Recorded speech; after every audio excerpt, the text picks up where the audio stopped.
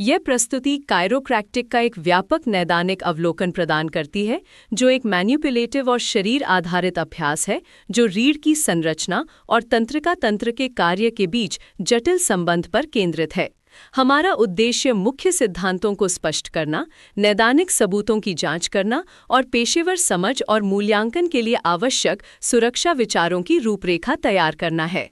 Chiropractic की मूलभूत अवधारणा यह है कि रीढ़ और अन्य जोड़ों की संरचनात्मक अखंडता सीधे तंत्रिका तंत्र और परिणाम स्वरूप व्यक्ति के समग्र स्वास्थ्य को प्रभावित करती है।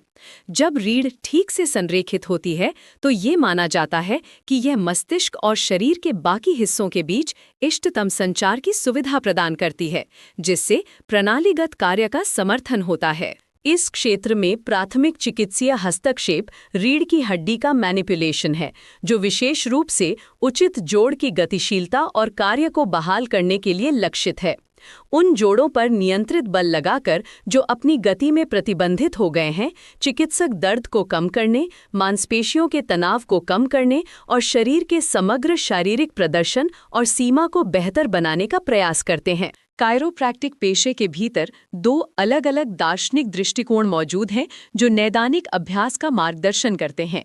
जबकि दोनों मैनिपुलेशन का उपयोग करते हैं, वे अपने अंतर्निहित तर्क और चिकित्सीय लक्ष्यों में काफी भिन्न होते हैं। इन दो मॉडलों को समझना स्वास्थ्य पेशेवरों के लिए विभिन्न कायरोप्रैक्टिक उपचार योजनाओं और रोगी के परिणामों के पीछे विशिष्ट इरादे और पद्धति का मूल्यांकन करते समय महत्वपूर्ण है। व्हाइटलिस्टिक मॉडल ये मानता है कि शरीर में स्वयं उपचार की जन्मजात क्षमता होती है, एक अवधारणा जिसे अक्सर इन्नेट इंटेलिजेंस कहा जाता है। इस ढांचे में चिकित्सक कथित वर्टिब्रल सबलक्सेशन को ठीक करने के लिए रीढ़ की हड्डी के मैनिपुलेशन का उपयोग करते हैं, जिनके बारे में माना जाता है कि वे शरीर की प्राकृतिक उपचार प्रक्रियाओं, तंत्रिका तंत्र के प्रवाह और समग्र जीवन शक्ति में बाधा डालते हैं। इसके विपरीत साक्ष्य आधारित मॉडल सख्ती से मस्कुलोस्केलेटल उपचारों पर केंद्रित हैं, जो कठोर वैज्ञानिक अनुसंधान द्वारा समर्थित हैं। यह दृष्टिकोण हस्तक्षेपों की प्रभावकारिता निर्धारित करने के लिए नैदानिक डेटा और सहकर्मी समीक्षित अध्ययनों को प्राथमिकता देता है। रोगी की देखभाल और पुनर्वास पर अधिक एकीकृत चिकित्सकीय रूप से संरेखित दृष्टिकोण की ओर पारंपरिक दार्शनिक निर्माणों से दूर जा रहा है। कायरोप्रैक्टिक की नैदानिक उपयोगिता निम्न पीठ दर्द के प्रबंधन के लिए सबसे मजबूत रूप से समर्थित है, जो दुनिया भर में विकलांगता के प्रमुख कारणों में से एक बना हुआ है। कई नैदानिक दिशा निर्देशों में अब तीव्र और पुरानी कटी संबंधी असुविधा और शिथिलता दोनों से पीड़ित रोगियों के लिए एक अनुशंसित गैर फार्माकोलॉजिकल उपचार विकल्प के रूप में रीढ़ की हड्डी के मैनिपुलेशन को शामिल किया गया है। अमेरिकी सैन्य कर्मियों को शामिल करने वाले एक महत्वपूर्ण नैदानिक परीक्षण में प्रदर्शित किया गया कि मानक चिकित्सा उपचार में कायरोप्रैक्टिक देखभाल जोड़ने से दर्द के स्तर, विकलांगता स्कोर और समग्र जीवन की गुणवत्ता में काफी सुधार हुआ। इस अध्ययन ने जटिल मामलों के लिए विशेष मैनुअल थेरेपी तकनीकों के साथ पारंपरिक चिकित्सा प्रोटोकॉल को मिलाकर एक एकीकृत दृष्टिकोण के संभाव्य लाभों पर प्रकाश डाला। अन्य स्थितियों जैसे कि सर्वाइकोजेनिक सिरदर्द और तीव्र गर्दन दर्द के लिए वर्तमान साक्ष्य कायरोप्रैक्टिक हस्तक्षेप से संभावित, हालांकि अस्थायी, लाभों का सुझाव देते हैं। जबकि कई रोगी राहत की रिपोर्ट करते हैं, इन उपचारों की दीर्घकालिक प्रभावशीलता और अन्य तौर तरीकों की तुलना में तुलनात्मक मूल्य को पूरी तरह से स्थापित करने के लिए उच्च गुणवत्ता वाले शोध की एक मान्यता प्राप्त आवश्यकता है। यह ध्यान रखना महत्वपूर्ण है कि गैर मस्कुलोस्केलेटल विकारों जैसे अस्थमा या ओटिटिस मीडिया के लिए उच्च गुणवत्ता वाले अध्ययनों ने कायरोप्रैक्टिक मैनिपुलेशन के लिए प्रभावकारिता नहीं दिखाई है। पेशेवर समझ के लिए उन स्थितियों के बीच अंतर करना आवश्यक है जहां साक्ष्य मजबूत हैं और जहां नैदानिक दावे वर्तमान में उच्च गुणवत्ता प्रतिलिपि प्रस्तुत करने योग्य वैज्ञानिक डेटा द्वारा समर्थित नहीं हैं। मैनिपुलेशन से परे आधुनिक कायरोप्रैक्टर्स रोगी की रिकवरी का समर्थन करने के लिए विभिन्न प्रकार के सहायक उपचारों को नियोजित कर सकते हैं।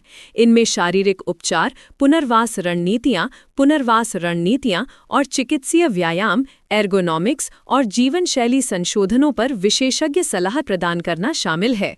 इस बहु-मॉडल दृष्टिकोण का उद्देश्य शारीरिक शिथिलता के मूल कारणों को संबोधित करना और भविष्य में चोट लगने से रोकना है। सुरक्षा के संबंध में रीढ़ की हड्डी के मैनिपुलेशन से गंभीर जटिलताएं दुर्लभ हैं, लेकिन इसमें तंत्रिका या धमनी क्षति शामिल हो सकती है।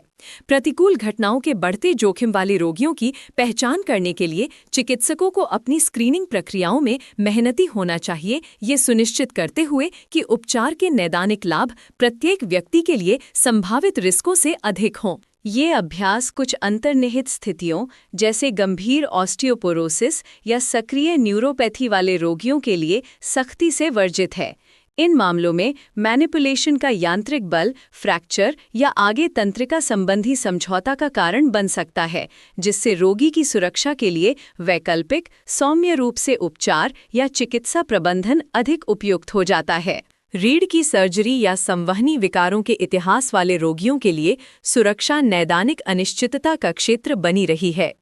इन मामलों में सावधानीपूर्वक रोगी मूल्यांकन और अंतर पेशेवर संचार की आवश्यकता होती है, ताकि ये सुनिश्चित किया जा सके कि कोई भी प्रस्तावित कायरोप्रैक्टिक हस्तक्षेप सुरक्षित है और रोगी के मौजूदा चिकित्सा इतिहास या पिछले सर्जिकल परिणामों में हस्तक्षेप नहीं करता है। संक्षेप में, कायरोप्रैक्टिक एक स्वास्थ्य सेवा अभ्यास है जो भिन्न दार्शनिक आधारों के साथ रीढ़ की हड्डी के मैनिपुलेशन पर केंद्रित है। इसकी प्राथमिक साक्ष्य समर्थित भूमिका मस्कुलोस्केलेटल स्थितियों, विशेष रूप से निम्न पीठ दर्द के प्रबंधन में है। इसके सिद्धांतों, समर्थित उपयोगों और निषेधों को समझना एक व्यापक स्वास्थ्य सेवा रणनीति के भीतर इसके स्थान का मूल्यांकन करने के लिए आवश्यक है।